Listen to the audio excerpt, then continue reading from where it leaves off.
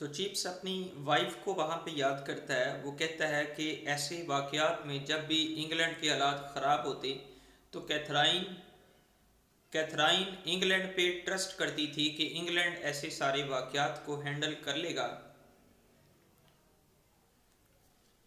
In English flash and blood, ये एक idiom है फ्लैश एंड ब्लड। इसका मतलब होता है फितरत या जबिल्लत, इसका मीनिंग होता है। English flesh and blood, and in Brookfield as a place whose ultimate worth depended on whether she fitted herself into the English scene with dignity। वो इंग्लैंड के बारे में उसको बड़ा बिलीव था और ब्रोकफील्ड के बारे में भी उसका यकीन था कि ये एक ऐसी प्लेस है जिसकी वैल्यू इस बात पर डिपेंड करती है कि इसने बड़ी इज्जत के साथ और बगैर किसी डिस्क्रिमिनेशन के साथ इंग्लैंड पे अपने आप को नुमाया किया, इंग्लैंड में अपने आप को साबित किया।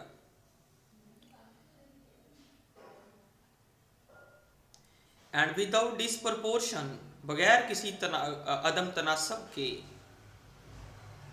ही had been left a vision, उसने एक सोच छोड़ी थी। That grew clearer with each year of an England for whom days of ease were nearly over। कि इंग्लैंड के बारे में मिस्टर चिप्स हर दिन एक मेच्योरिटी में सोचता था कि इंग्लैंड एक बड़ा ऐसा कंट्री है जहाँ पे डेमोक्रेसी है, इक्वलिटी है। ये एक ऐसा कंट्री है जहाँ पे इक्वलिटी भी है, डेमोक्रेसी भी है।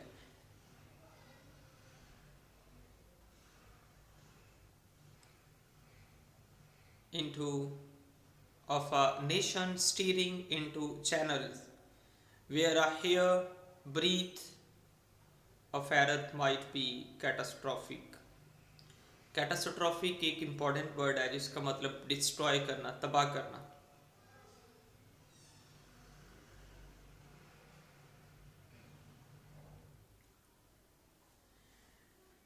इंग्लैंड पे उसको बड़ा ट्रस्ट था।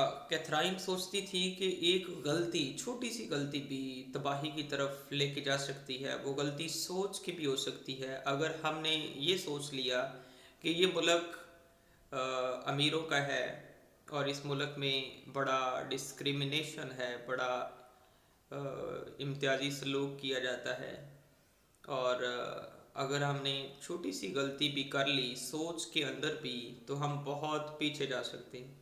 ये बहुत बड़ी तबाही ला सकता है।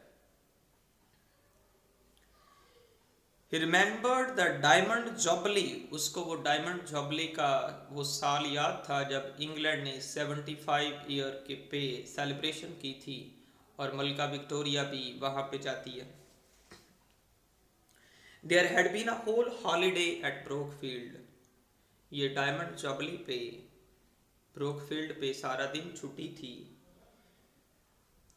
And he had taken Kathy to London to see the possession, और वो प्रोसेशन को देखने के लिए लंदन लेके गया कैथराइन को। That old and legendary lady, वो बूढ़ी और बड़ी लेजेंड खातून मलका Victoria, sitting in her carriage like some crumbling wooden doll, वो अपनी बगी में ऐसे सवार थी जैसे एक बड़ी खस्ता हाल एक गुड़िया लकड़ी की बना के उसको बैठा दिया गया है कैरेज पे, बगी पे।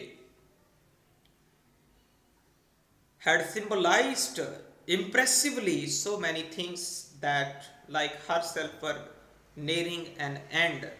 वो ऐसी सिंबल थी कि जैसे हर चीज़ अपने इख्तिताम को पहुंच जाएगी। उसकी अपनी शक्ल ऐसे लग रही थी, उसका स्टेचर ऐसे लग रहा था जैसे वो कोई खस्ता हाल खातून होती है और उसको वो एक अलामत है कि हर चीज़ अपने इख्तिताम को पहुंच जाएगी। Was it only the century or was it an epoch? क्या सिर्फ ये एक सदी है कि ये एक तारीख है?